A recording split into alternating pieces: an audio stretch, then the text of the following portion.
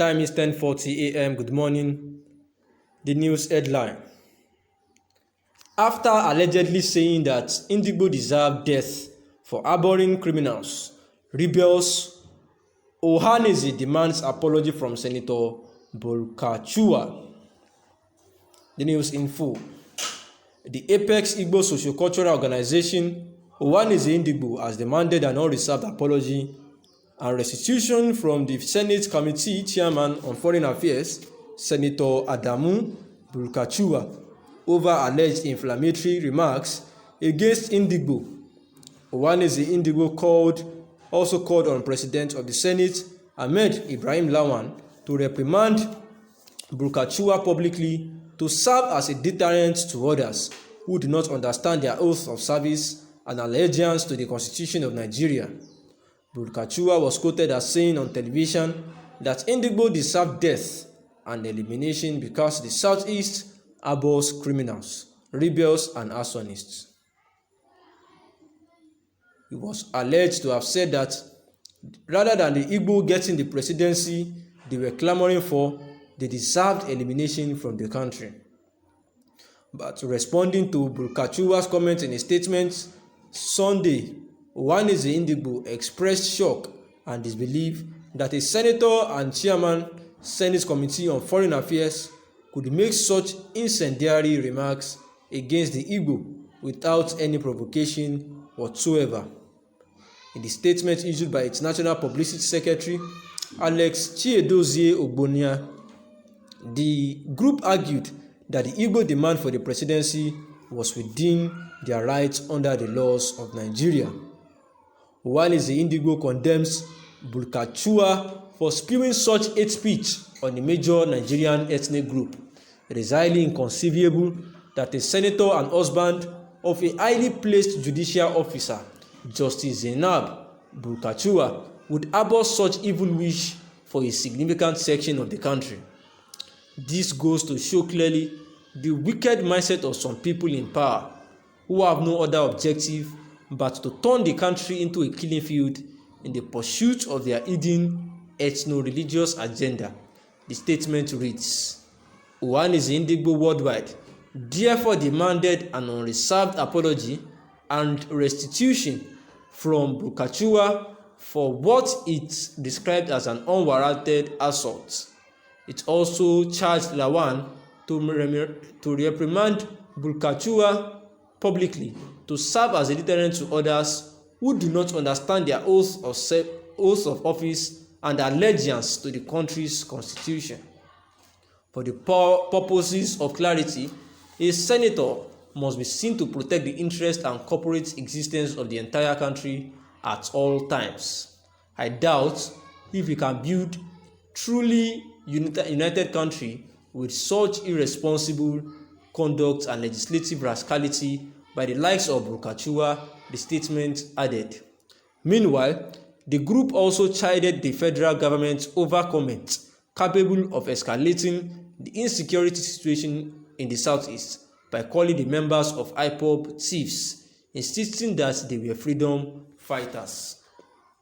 In a statement issued in Abakaliki, Ebonyi State, Secretary General of the Chidi Ibe-led faction, Mazi Okechukwu Izuguzoro, said that Boko Haram were the thieves and not IPOB, and called on the federal government should also extend the Sulhu program to IPOB as it did to Boko Haram terrorists. He noted that calling IPOB thieves instead of freedom fighters were diversionary, added that it was a ploy to give a dog a bad name so as to hang it, stressing that federal government excessive attention on the indigenous people of Biafra, IPOB, resulted in the introduction of armed struggle to what was a non-violent Biafra agitation. And the news analysis is very clear that there have been a lot of word job between the indigenous people of Biafra and that of the federal government.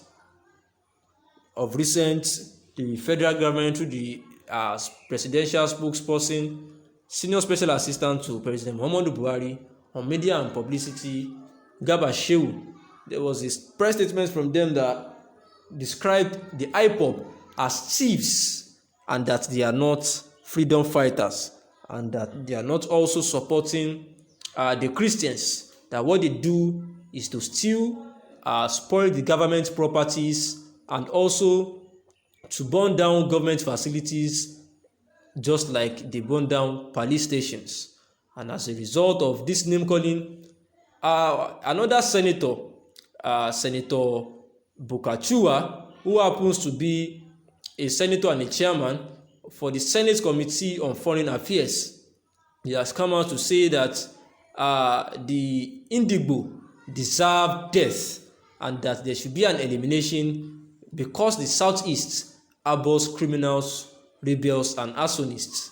He was alleged to have said that rather than the Igbo getting the presidency they were clamoring for, they deserved elimination from the country. And as a result of this statement, the Apex Igbo Socio-Cultural Organization, Ohaeneze Indigbo, has demanded an unreserved apology and a restitution from the Senate Committee Chairman on Foreign Affairs, Senator Adamu Bukachuwa.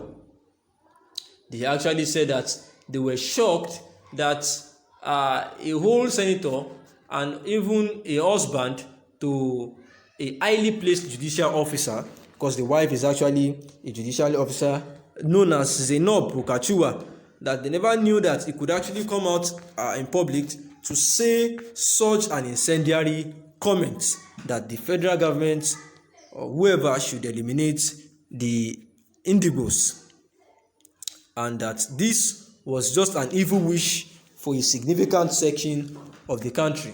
And it shows clearly that the wicked, there are some people at the helms of power that have wicked mindsets, but to turn the country into a killing field in the pursuit of their own hidden political agenda, and also some hidden ethno-religious agenda.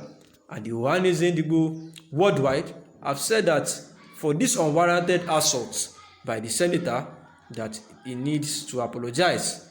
They also charged Lawan, who is the president of the Senate, to reprimand Bukachuwa publicly to serve as a deterrent to others who does not understand their oath of service, oath of office and allegiance to the country's constitution. And as for the purpose of clarity, the senator needs to understand that even if the Indigbo are clamoring for presidency, they are guided by the constitution, and it is their sole right. And for his he needs to understand that as a senator, he was actually supposed to be seen to protect the interest and corporate existence of the entire country at all times, and that he doubts if we can build a truly united country with such irresponsible conduct and legislative rascality by the likes of Bukachuwa. The statements from the Indigbo actually read. The time is 10:48 a.m. Thanks for listening.